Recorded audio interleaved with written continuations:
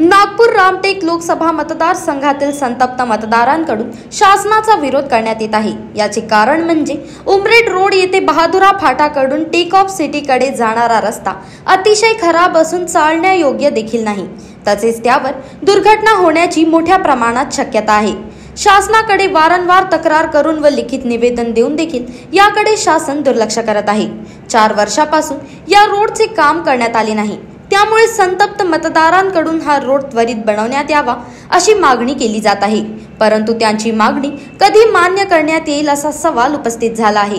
त्यामुळे नागरिकांनी एकत्र येत नो रोड नो वोट अशा घोषणा दिल्या।